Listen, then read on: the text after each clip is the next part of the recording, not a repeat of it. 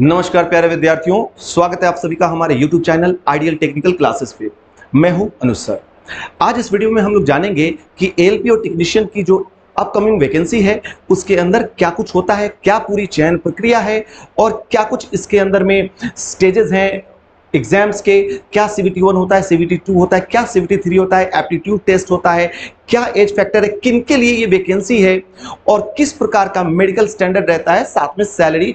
और देखेंगे कि लास्ट टाइम जब ये वैकेंसी हुई थी तो क्या कुछ कटअप रहा था। इन सब से आपको आइडिया हो जाएगा कि किस प्रकार की आपको तैयारी करनी चाहिए। और यकीन मानिए इस वीडियो को देखने के बाद आपको किसी और वीडियो को देखने की कहीं जरूरत नहीं पड़ेगी। आपका पूरा मार्गदर्शन हो जाएगा कि किस प्रकार से आपकी स्ट्रैटेजी होनी चाहिए एलपी टेक्नीशियन के लिए। तो चलिए वीडियो को शुरू करते हैं।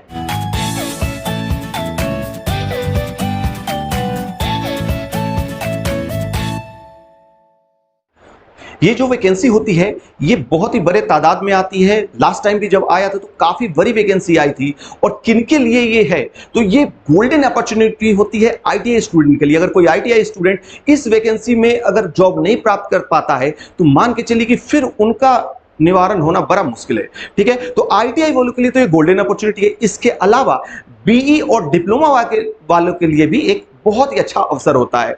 इसके साथ साथ जो 10+2 पीसीएम वाले हैं उनके लिए भी कुछ सीट इसके अंतर्गत होता है। तो कितनी सारी सीट होती है और क्या कुछ सीट एक्सपेक्टेड है 2023-24 में आने वाली एएलपी टेक्नीशियन की वैकेंसी के लिए, तो वो मैं बता दूं कि मोर देन 70,000 तो होना ही है। इसके ऊपर क्या होगा ये वैकेंसी पब्लिश होने के कुछ दिन पहले आपको इसी चैनल से पता चल जाएगा। तो जुड़े रहिए हमारे चैनल्स के साथ। आगे देखते हैं कि क्या कुछ एक्सपेक्टेशन, जैसे मैं बोला 70,000, तो इतनी बड़ी वैकेंसी क्या आती है? बिल्कुल आती है। अगर आप थोड़ा सा नजर डालें पिछली वैकेंसी के ऊपर तो आप देखेंगे कि पिछली बार जो वैकेंसी थी वहां पे सिर्फ एएलपी के लिए 27,795 सीट थी और टेक्नीशियन के लिए तो 36,000 थी। यानी कुल मिलाकर देखें तो 64,371 पोस्ट निकला था। और ये ऐसा होता है कि सीवीटी 1 के समय पब्लिश होती है वैकेंसी, उसके बाद सीवीटी 2 आने तक इसमें फेरबदल भी होता है सीट की संख्या में। फेरबदल का मतलब है कि सीट बढ़ेंगी, घटेंगी नहीं, बढ़ेंगी।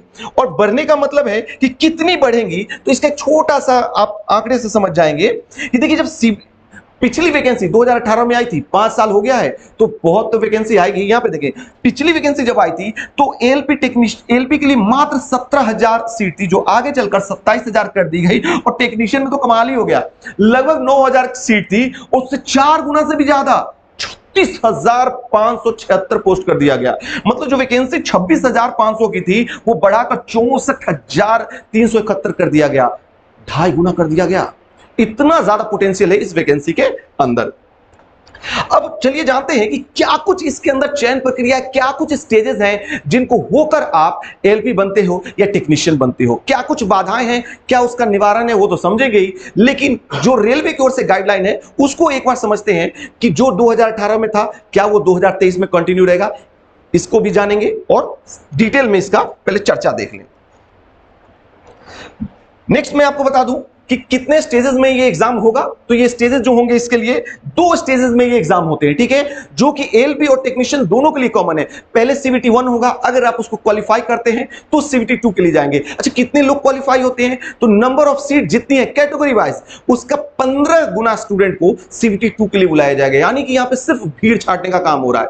फिर सीवीटी 2 में क्या है, 2 पेपर आपके होंगे, एक होगा मेरिट पेपर और एक होगा, चूंकि ये टेक्निकल वैकेंसी है तो टेक्निकल का पेपर भी क्वालिफाई करना होगा। तो क्या कुछ इसके अंदर है थोड़ा और विस्तृत तौर पे मैं आपको समझाता हूं। देखें 2 स्टेजेस हैं और दोनों सीवीटी जो है एएलपी और टेक्नीशियन दोनों के लिए कॉमन होने वाले हैं। ठीक है, स्टेज 1 सीवीटी 1 क्या होगा वो देखते हैं। स्टेज सीवीटी 1 में 75 प्रश्न आपसे पूछे जाएंगे जिसके लिए समय होगा 1 घंटा यानी कि 60 मिनट। साथ में स्टेज सीवीटी 2 को देखें, इसमें 2 पार्ट है, पार्ट 1 और पार्ट 2।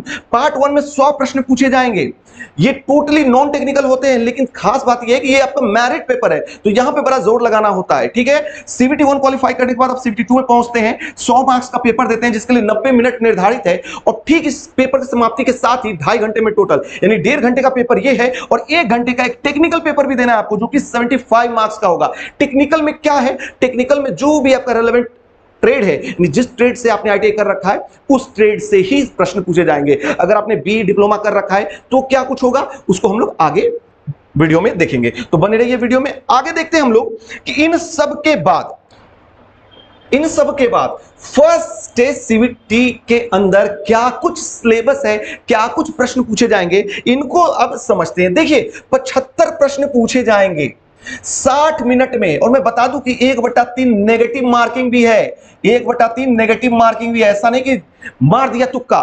पूरा ध्यान से, पूरे अच्छे तैयारी और अच्छे कंसेप्ट के साथ अगर जाएंगे तो बहुत आसान है पेपर निकालना, क्योंकि इसमें एक मिनिमम कैटेगरी सेट किया गया है, एक मिनिमम एलिजिबिलिटी परसेंटेज आपको लाना है, जो कि यूआर के लिए 40%, ओबीसी के लिए 30%, एससी के लिए 30% और एसटी के लिए 25% है, जो कि 75 का मार्क्स वाइज कुछ ऐसा होता है।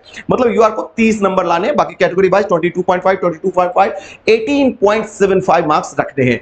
अब सीबीटी 1 का जो सिलेबस है वो क्या है, तो इसमें अर्थमेटिक यानी गणित के प्रश्न होंगे 20, रीजनिंग के होंगे 25, जनरल अवेयरनेस के होंगे 10 और साइंस से होंगे 20 प्रश्न। टोटल 75 प्रश्न आपसे पूछे जाएंगे। क्या कुछ इसके अंदर टॉपिक है उसको चलिए देखते हैं। इसके अंदर टॉपिक जो है, देखें, जो मैथमेटिक्स का अगर आप देखेंगे यहां से जो कि 20 प्रश्न आने हैं, वही सब सिलेबस है जो होता है। टॉपिक है number system, board mark, decimal, fraction, LCM, HCF, ratio and proportion, percentage, mensuration, time and work, time and distance, simple and compound interest, profit and loss, वही सब जो कॉमन बुक में भी आपको मिल जाएगा, जो कंपटीशन में हर एग्जाम में पूछा जाता है, वही सब कुछ। Algebra, geometry, trigonometry, elementary statistics, square and root, as calculation, calendar, clock, pipe and cistern, etc, सारे कुछ। यहां पे जो टॉपिक दिया है यही तक फिनिश नहीं होगा। एग्जाम में क्वेश्चन और जगह से भी आएंगे, मेंसुरेशन से भी आएंगे, प्रोबेबिलिटी से भी आएंगे, और कुछ टॉपिक्स जो हैं हर जगह से, जैसे कोऑर्डिनेट ज्योमेट्री से भी प्रश्न आएंगे, हाइट एंड डिस्टेंस से भी आएंगे, लेकिन मोटा मोटी बता दिया गया है क्या कुछ होगा। आगे बढ़ते हैं। यहाँ पे रीजनिंग में देखें, रीजनिंग में वही सब टॉपिक है जो कि आप पढ़ाई के दौरान पढ़ोगे और देखोगे। Analogy test, alphabetical number series, coding, decoding, mathematical operation, relation, direction, blood relation, है ना। उसके अलावा आप देखें कथन निष्कर्ष वाले भी कुछ हैं, कंक्लूजन, डिसीजन मेकिंग प्रश्न, साथ में देखें कि यहाँ पे स्टेटमेंट, आर्गुमेंट एंड एजम्पशन, यही सब चीजें जो होते हैं रीजनिंग में वो सारे कुछ हैं, अलग से ज्यादा कुछ नहीं है। आगे देखते हैं कि जनरल साइंस में क्या कुछ टॉपिक बताया गया है। जनरल साइंस में कुछ नहीं भाई, फिजिक्स, केमिस्ट्री और लाइफ साइंस को बताया गया है। 10th स्टैंडर्ड का, ओनली 10th स्टैंडर्ड का आपको यहाँ पे तैयारी रखना है, तो आपका यहाँ पे साइंस में कुछ समस्या नहीं आएगी। इसके अलावा general awareness and current affairs की बात करें तो वही टेक्नोलॉजी, स्पोर्ट, कल्चर और इकोनॉमिक, पॉलिटिक्स वगैरह से प्रश्न बनते हैं, जो कि बनते हैं। 10 प्रश्न यहां से आपके आने हैं। तो कुल मिलाकर ये जायजा हुआ सीबीटी 1 का। अब देखते हैं सीबीटी 2 में क्या कुछ होता है। तो यहां पे मैं बता दूं कि सीबीटी 2 जो है, second CBT common for LP and technician, दोनों के लिए कॉमन है। जो 15 गुना सीट का 15 गुना सिलेक्ट होकर यहां पे आएंगे, उनके लिए क्या कुछ है। तो ये जो एग्जाम है ये 2 पार्ट में, पार्ट ए और part B. Part A 90 minute में खत्म होगा, उसके ठीक बाद पार्ट बी ओपन हो जाएगा, जो कि 60 का होगा। कुल मिलाकर आप देखेंगे यहाँ पे तो 2.5 घंटे का, है ना, 2.5 आवर का ये पेपर होने वाला है। क्या कुछ इसके अंदर है देखें। पहला जो 90 मिनट होगा ये आपके जिंदगी बनाने वाला पेपर होने वाला है। 100 मार्क्स का पेपर होगा, 100 मार्क्स का पेपर होगा, और इसमें भी मिनिमम एलिजिबिलिटी मार्क्स लाना है। क्या है वो, तो यूआर के लिए 40%, ओबीसी के लिए 30%, एससी के लिए 30% और एसटी के लिए 25%। ठीक है। पार्ट बी की बात करें तो ये पार्ट ए जो है, यहां पे आपको इतना परसेंट तो लाना ही है 100 में से, जो कि आपका मेरिट पेपर है। अब मैं बात कर रहा हूं पार्ट बी का, जो कि इंस्टेंट स्टार्ट होगा। ये टोटली टेक्निकल होने वाला है। हाँ, टेक्निकल का मतलब है कि यहां पे 60 मिनट में आपको 75 प्रश्न अटेम्प्ट करने होंगे, और ध्यान दीजिएगा 35% मार्क्स रखने हैं, जो कि लगभग 27 नंबर होता है। हर कैटेगरी के स्टूडेंट को यह लाना है, किसी प्रकार का भी इसमें छूट जो है रिलैक्सेशन वो नहीं है। ठीक है, तो ये मार्क्स यहां पे लाना होगा। ये क्वालिफाइंग नेचर का पेपर, इसके मार्क्स कहीं जुड़ेंगे नहीं। सीबीटी 1 आपने क्लियर किया, उसके मार्क्स वहीं खत्म। अब आप सीबीटी 2 पे फोकस हो जाएंगे। सीबीटी 2 के पार्ट ए का सिलेबस क्या है। सिलेबस के लिए देखिए यहां पे जो कुछ है, मैथमेटिक्स, गणित के प्रश्न आपसे पूछे जाएंगे भैया 25। क्या कुछ इसके अंदर टॉपिक है, वही टॉपिक है जो सीबीटी 1 में बताया था, कुछ भी अलग नहीं है। जनरल इंटेलिजेंस एंड रीजनिंग से क्या प्रश्न है, 25 प्रश्न है। क्या टॉपिक है, वो ये जो पहले बताया था। यहां पे देखिए ये एक बड़ा ही गेम चेंजर टॉपिक है। क्या लिखा है, basic science and engineering, 40 marks के प्रश्न आने वाले हैं। वे प्रश्न जिनकी आपने तैयारी इससे पूर्व न के बराबर की होगी। कुछ नया है इसमें, ड्राइंग है, इसमें आपका वर्कशॉप, कैलकुलेशन एंड साइंस पूरा समाहित है। ठीक है, इसको थोड़ी सी हम बात करेंगे इसके ऊपर। उसके अलावा देखें ये 40 प्रश्न के अलावा 10 प्रश्न जो बच जाएंगे वो एक करंट अफेयर से, स्पोर्ट कल्चर जो आपको पहले बताया था। तब यहां पे देखें कि बेसिक साइंस और इंजीनियरिंग में क्या है, तो इसमें आपसे आने वाला है कुछ ड्राइंग का पार्ट है, जैसे कि दिखा है engineering drawing, projection, views, drawing, instruments के बारे में, line, geometrical figures and symbolic representation वगैरह इसके अंतर्गत आएगा। इसके अलावा जो मेन इस 40 का जो मटेरियल है वो यहां से शुरू होता है, unit, measurement, mass, weight and density, work and power, energy, speed and velocity, heat and temperature, basic electricity, lever, simple machine, etcetera etcetera. ठीक है, ये सारे यहां पे मैंने आपको बताकर दे दिया है, इस सेफ्टी और एनवायरनमेंट है ना, इस तरह से प्रश्न इन चीजों से पूछे जाएंगे। इसके अलावा जनरल अवेयरनेस में मैंने बता दिया जो कुछ था वही। ठीक है, अब यहां पे जो है थोड़ा सा मैं रुक के आपको बता दूं, हाँ, क्योंकि ये मेरिट पेपर है।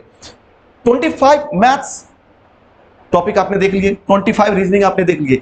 ये जो सेक्शन है 40 मार्क्स का, जो इसमें बेहतर करता है उसी का सिलेक्शन होता है। ठीक है, तो सीबीटी 2 के टाइम इसको बाबू आप अच्छे से करना, जबरदस्त सिलेक्शन होगा, मेरी आपको दुआ है। ठीक है, अब आगे देखते हैं कि सीबीटी 2 का पार्ट ए अगर ऐसा है तो पार्ट बी कैसा है। पार्ट बी के लिए मैं बता दूं कि आप जिस ट्रेड से हैं उसी ट्रेड से आपको प्रश्न पूछे जाते हैं, लेकिन अगर आप बी और डिप्लोमा वाले हैं तो आपको प्रश्न किस ट्रेड से पूछे जाएंगे, इसको यहां पे कैटेगराइज किया गया है। ठीक है, तो यहां पे देखिए क्या कुछ है।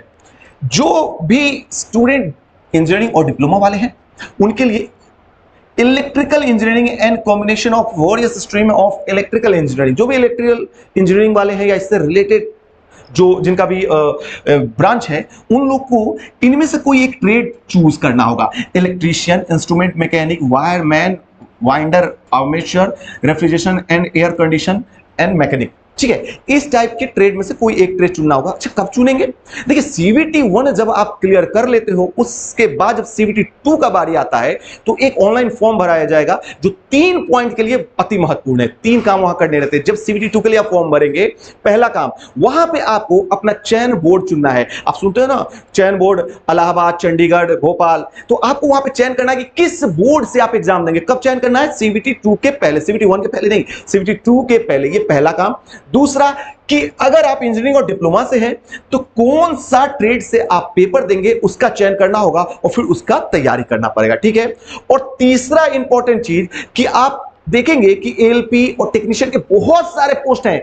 एलपी में ही 2 पोस्ट हैं, एक इलेक्ट्रिकल और एक मैकेनिकल। इसके अलावा आईटीआई में तो ढेर सारे ट्रेड हैं।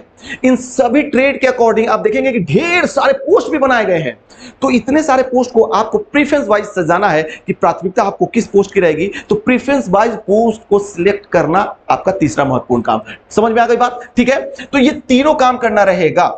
इसीलिए सीबीटी 2 के टाइम जब आप भरेंगे तो यहां पे देख लें, अगर आप इलेक्ट्रॉनिक्स से हैं तो आपके लिए क्या कुछ electronics, mechanical and mechanic, radio and TV.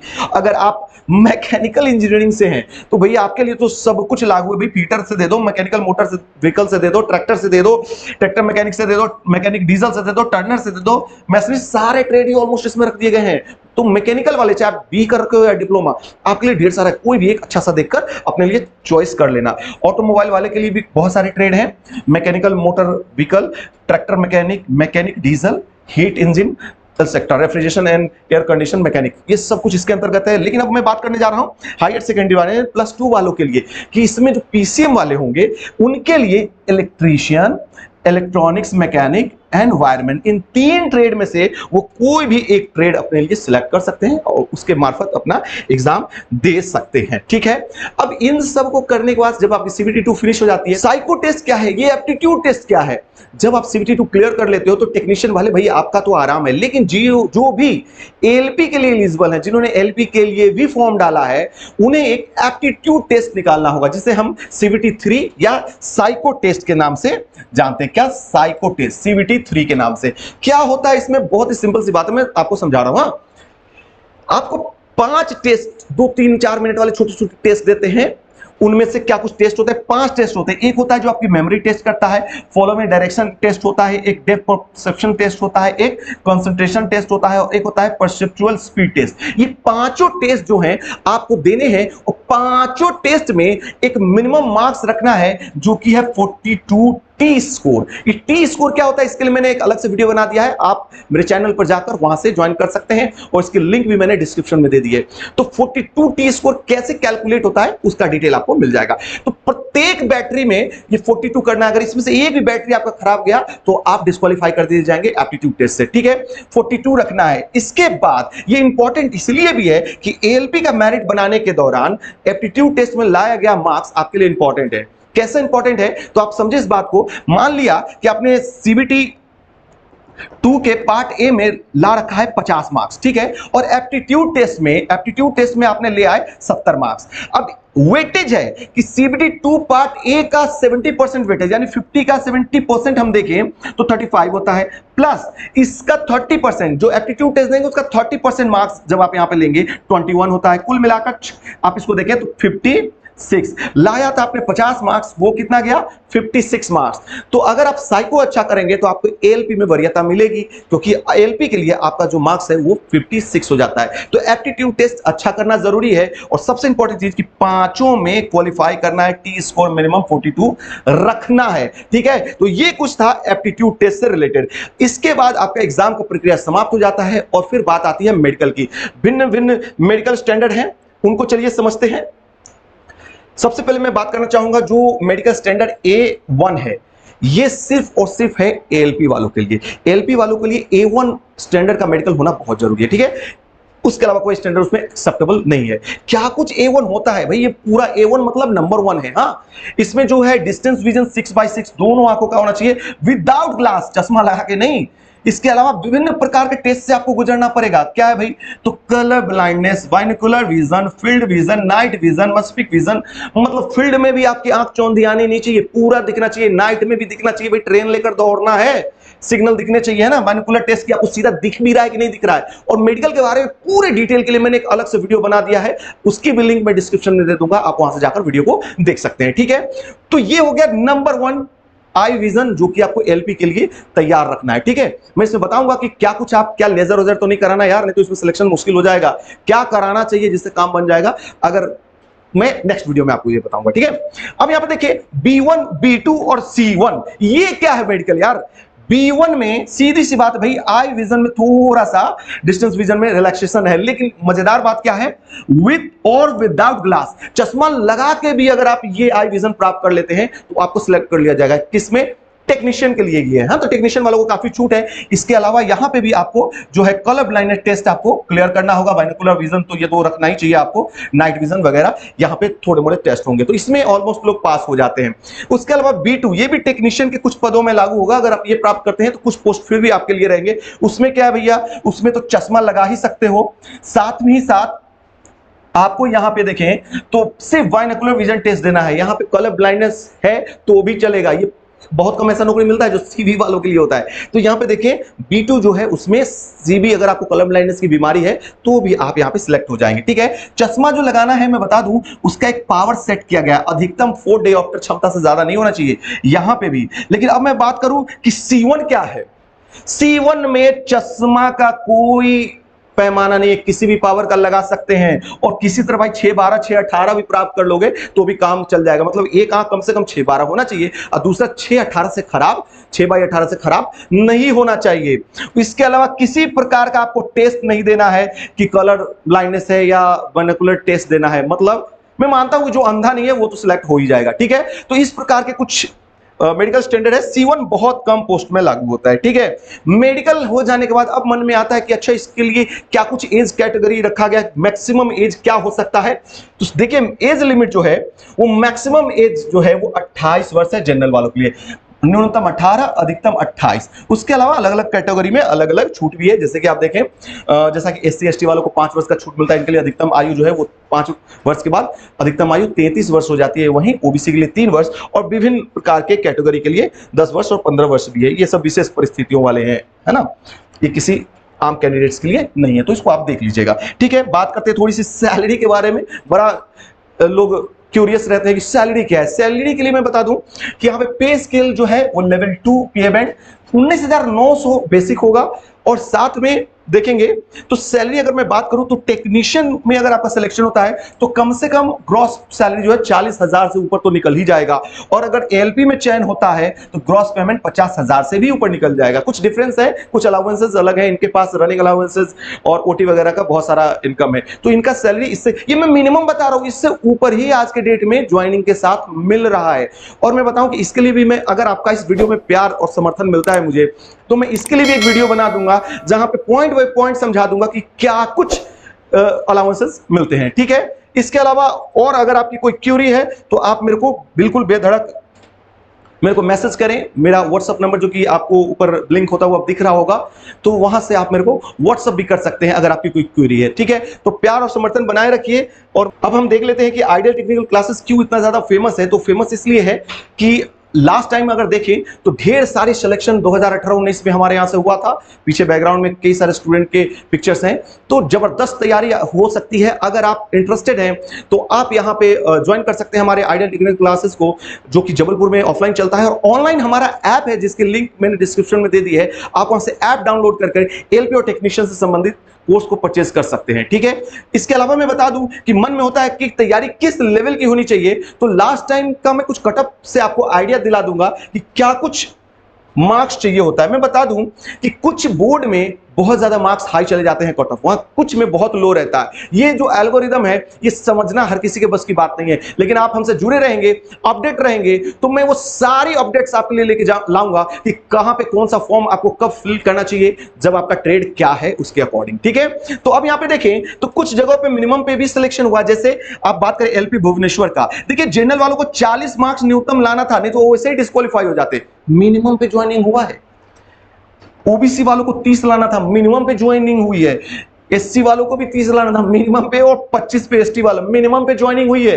कुछ बोर्ड ऐसे भी थे, मैं बात करूं आगे, तो यहां पे देखें मुजफ्फरपुर 40 30 25 30, वही 40 30 26 30, ये है पटना का।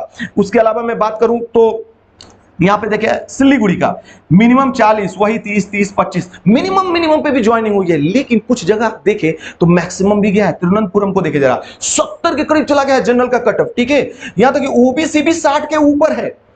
मैं बात करना चाहूंगा थोड़ा सा आपको, अजमेर में भी देखिए लगभग 70 के आसपास 68 चला गया। सिकंदराबाद जो कि बहुत फेमस रहता है वहां पे भी कट ऑफ काफी ज्यादा था। लेकिन इलाहाबाद जो है ये बड़ा फेमस था, क्योंकि लगभग 15% ऑफ टोटल वैकेंसी सीट सिर्फ यहीं से, लगभग 8,000 से ऊपर सीट सिर्फ इलाहाबाद में निकली थी। काफी भीड़ थी वहां पे, तो वहां पे जनरल का कट ऑफ बस थोड़ा हाई चला गया था, जो कि लगभग 60 है। बाकी आप देखें तो ओबीसी ठीक ठाक ही है, और एससी एसटी तो लगभग मिनिमम पे ही अपने ज्वाइनिंग हुई है।